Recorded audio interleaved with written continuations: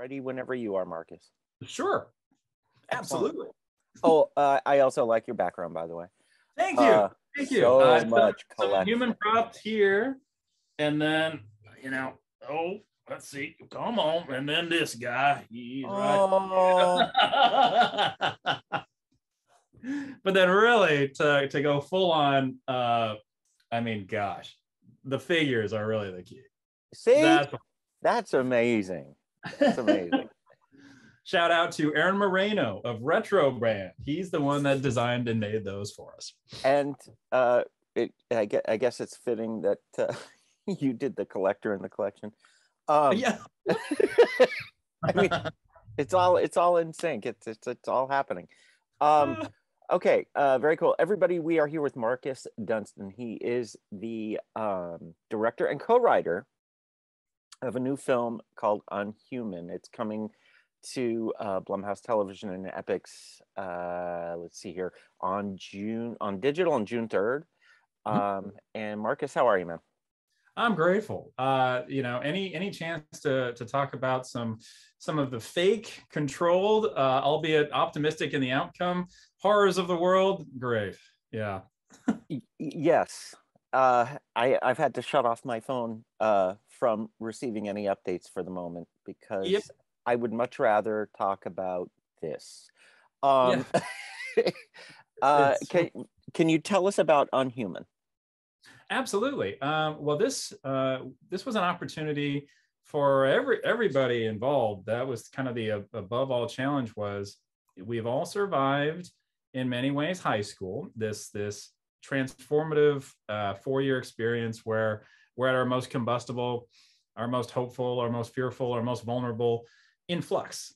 And in doing so, some of us walked out with the tools we needed to grow from there. Some of us walked out of there with the inspiration to never go back to some of the feelings we had there. And some of us, if not all of us, realized our place in the bullying elements of the world.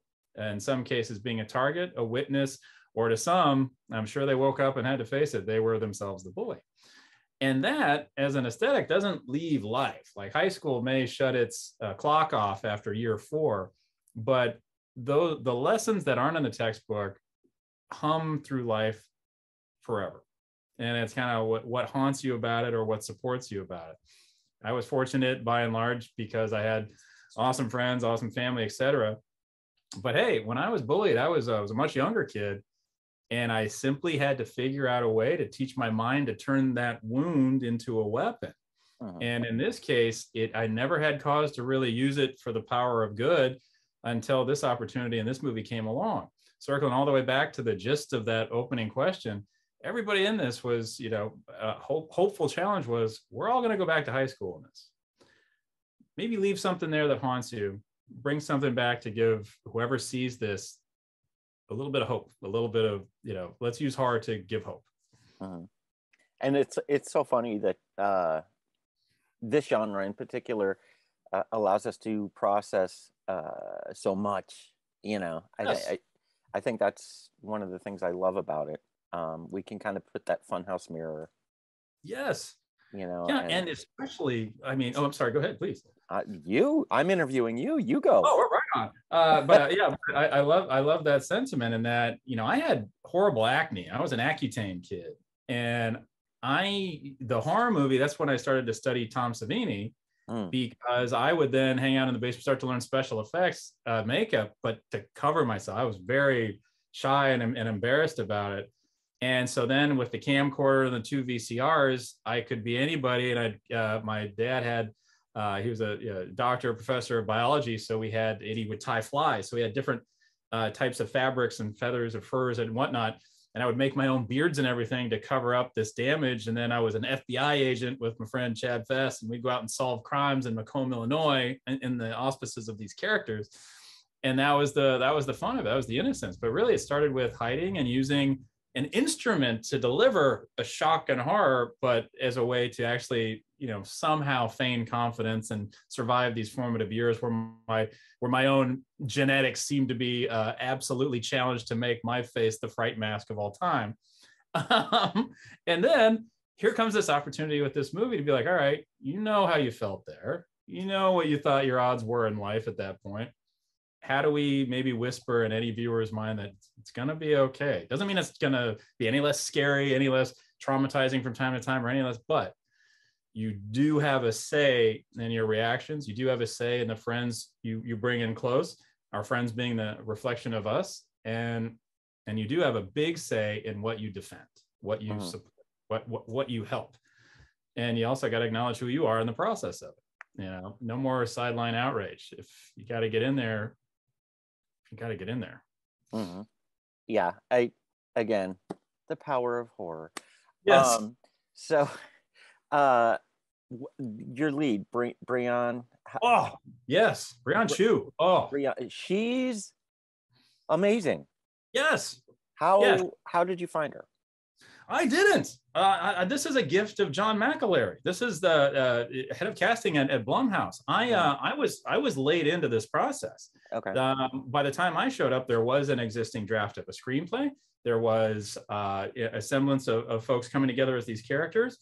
And then we, thank goodness, Blumhouse gave us the support, Patrick Melton and I, to rewrite that screenplay from absolute scratch to tell a story that was more reflective of something that we wanted to say about, the theme of bullying in high school, and just use different kinds of sugar to deliver that message, not go for horror that had a hold something innocent down and watch it get hurt, but something that was in the fight, even metaphorically, to help,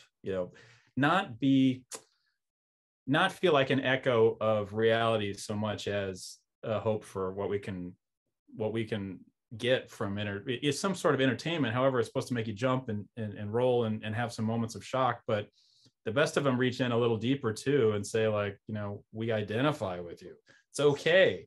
Let this place be a place you can get afraid and leave the fear with us. Maybe this type of horror movie is going to tell you, yeah, we're going to scare you, but it's only to teach you don't have to be scared of anything.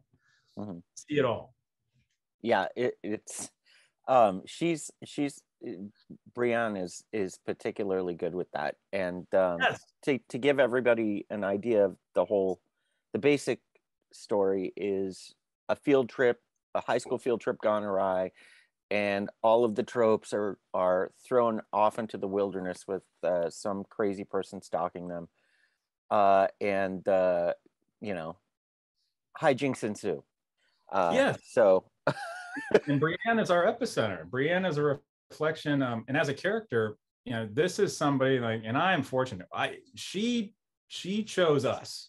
Like, we had a chance to get Brianna, and thank goodness, somehow through miracles, hope, and busting our tails, we earned her trust to come aboard this, and she became an instant galvanizing force. Because something as simple as a technical thing. Let's say you run a high frame rate and you're running 100 frames per second, and the world is slowed to see an eyelash flutter. Brianna is acting the entire time. So in that, for the first time ever, in orchestrating a suspense scene, an action scene, or a moment of dramatic revelation, or landing a twist, you could find the most artistic, identifiable way to reveal those moments with this amazing actor who was giving no matter what. Where sometimes you can see an action choreography, the performance can sometimes stop. It's more, you can see the A to B in the gesture. Now with Brianna, it is always propelled by the character she's inhabiting. Yeah, she's I just an inspiring person. And Rose, everybody's game was jumping for the sky because she sets a bar right away. Yeah, and that is awesome. Well, I'm being given time for one more question. I'm sorry. Okay. So. No, you're totally fine. So I suppose I'm gonna ask, did I see a dildo during the bus crash? Did you see one? Oh, because there's this orange thing that goes flying through the air behind them, and I was like, oh, I gotta say, I am responsible for this movie, and I don't know. What? Because my whole thing was I wanted someone to see a retainer. So I'm almost looking for the dang retainer going through there. like what else could be in there? Hey, the Easter egg. One hell of an Easter egg. Yeah. and you know what? If it's not that, then shame on me.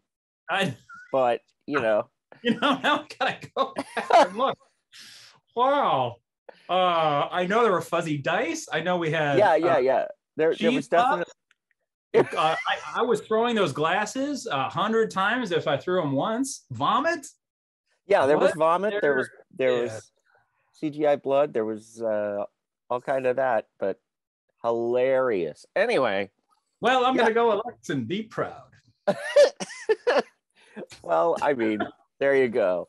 So, Marcus, honestly, it was a pleasure talking to you, and fun on that note. And the best of luck with this release. And please come back with when you have something else. Certainly, absolutely, and thank you. All right, man. Bye.